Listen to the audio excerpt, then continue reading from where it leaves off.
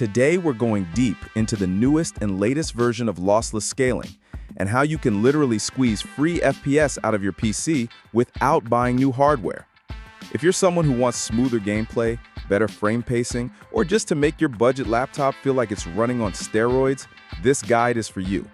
And I'm not talking basic settings, I'm talking frame generation tricks, FSR combos, integrated GPU offloading, and secret options hidden in the new update that most people don't even know exist. Stick around to the end, because I'll show you how to layer these tweaks together for God-tier smoothness. Let's jump in. Step 1. Understand frame generation and actually set it up right. Lossless scaling isn't just a resolution upscaler anymore. The new frame generation, LSFG feature is what makes it a real FPS booster. Instead of forcing your GPU to render every single frame, it uses motion vectors to create in-between frames, effectively doubling or even tripling your frame rate without extra rendering cost. Your GPU still does the heavy lifting on base frames, but LSFG fills in the blanks. First step, make sure you're on LSFG 3.1. It's the latest model with sharper image reconstruction, fewer artifacts, and noticeably less input delay compared to 2.0. Now, you've got two operating modes. Fixed mode, you set a multiplier, 2x, 3x, even up to 20x. Example, 30 FPS base to 60 FPS output at 2x. Super simple, but locked scaling. Adaptive mode, and way better. Instead of rigid multipliers, you can target a specific FPS, say 75, and LSFG dynamically adjusts the frame gen factor to keep you locked there.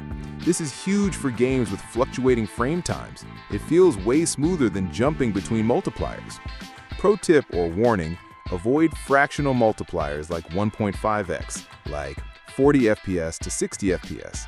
They chew up more GPU load but don't feel nearly as smooth as just going 2x, 40 FPS to 80 FPS. If you've got the headroom, always go with clean multipliers. They deliver the best bang for the buck. Step 2. Tuning the advanced settings.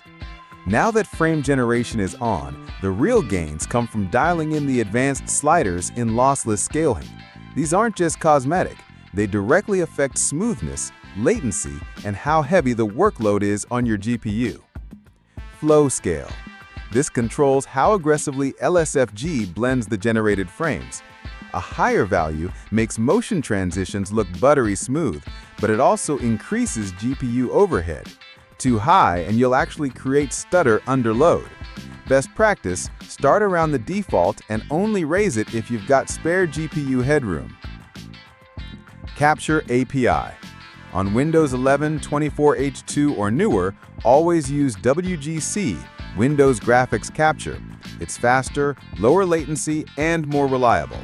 On older builds or Windows 10, DXGI is safer and more compatible. Qtarget, the hidden weapon. Think of this as your latency versus stability knob. 0 equals ultra-low latency mode, great if you're already locking FPS, e.g. capped at 60 or 120. 1 equals balanced, usually the sweet spot for most players, blends smoothness with stable input. 2 equals heavy load compensation. If your GPU is maxed out and frame pacing is messy, this helps stabilize things at the cost of extra latency. Quick tip, if you're unsure, leave Qtarget at 1. But if you're a competitive player chasing lowest input delay, test 0. You'll feel the difference instantly in shooters. Step 3. The secret iGPU trick. Laptop users, listen up. This one's a hidden gem that most people don't even know exists, and it can make a massive difference if you're gaming on a laptop. Here's the deal. On many gaming laptops, the built-in screen is actually wired through the integrated GPU, also known as iGPU, not the dedicated GPU, DGPU. Normally, that's seen as a bottleneck, but with lossless scaling's frame generation, you can flip it into an advantage. Here's how it works. Your DGPU, either NVIDIA or AMD, focuses 100% on rendering the raw frames. Your iGPU then takes over and handles the frame generation process. That split workload means your powerful DGPU isn't wasting cycles creating in-between frames. It just pushes out the base frames as fast as possible. Meanwhile, The iGPU, which is usually underutilized during gaming, gets put to work generating the filler frames. Important catch: this only works if you're gaming on your laptop's internal display. If you're using HDMI or DisplayPort to an external monitor, those outputs are almost always routed directly through the DGPU, bypassing the iGPU completely, so the trick won't apply. But if you stick to your laptop's main panel, this hack can smooth out performance and free extra horsepower from your GPU for the game itself.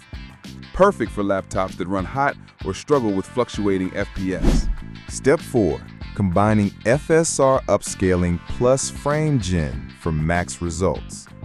This is the legendary two-piece combo, the real secret sauce if you want buttery smooth gameplay without completely melting your GPU. Alone, upscaling is great. Alone, frame gen is great. But when you stack them together the right way, you get massive FPS gains while still keeping visuals sharp. Here's the method. Lower your in-game resolution first.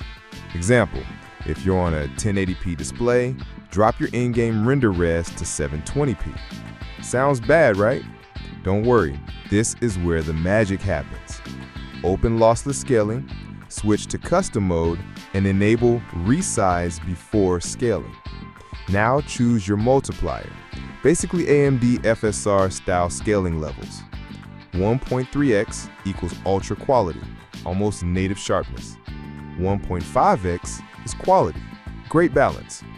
1.7x is balanced, a little softer but high FPS.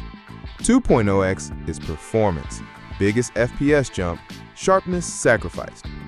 This effectively rebuilds your lowered resolution back to near native, giving you the FPS benefit of rendering at a smaller resolution, but without the muddy or blurry look.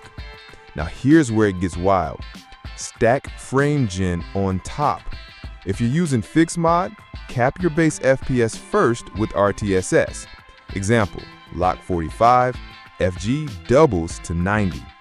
If you're on adaptive mod, you don't even need a cap. LSFG will auto-scale frame gen depending on your current FPS. The result? Clean visuals, higher frame rates, smoother frame pacing, and way less stutter than just slapping frame gen on native res. Step 5. Pro gamer tweaks most people miss. By now, you've got lossless scaling with frame gen and upscaling dialed in. But here's the part where most people leave free performance and smoothness on the table.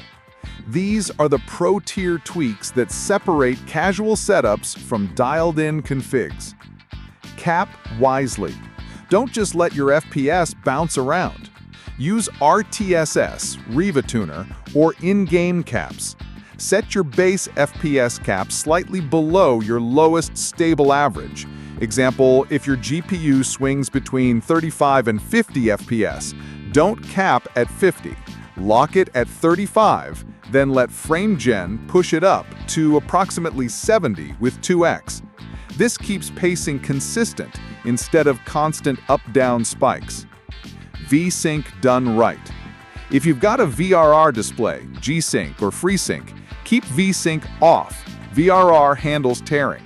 If you don't have VRR, enabling VSync after frame gen can smooth out screen tearing without introducing massive latency.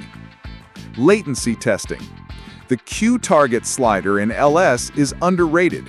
Qtarget 0 equals lowest input lag, ideal for competitive shooters. Qtarget 1 equals balanced stability, perfect for RPGs, open world games. Don't assume. Test both. Some games feel snappier at 0, others actually feel smoother at 1. Preset switching. Don't run the same settings across all games. Save LS profiles. Example, one tuned for fast-paced shooters, low latency, tighter cap, and another tuned for cinematic single-player RPGs, higher flow scale, balanced Qtarget. Quick swap equals optimized experience for any title. So yeah, lossless scaling has evolved into one of the most powerful free FPS tools out there. Between LSFG 3.0, adaptive scaling, FSR combos, and hidden GPU tricks, You can literally make your system punch way above its weight. Try these out, see what works for your setup, and drop a comment with your GPU plus FPS results. I love hearing the insane boost you guys get from this. If this guide helped you unlock extra frames, hit that like button, sub for more FPS wizardry, and as always, happy tweaking, and I'll catch you in the next one. Peace out.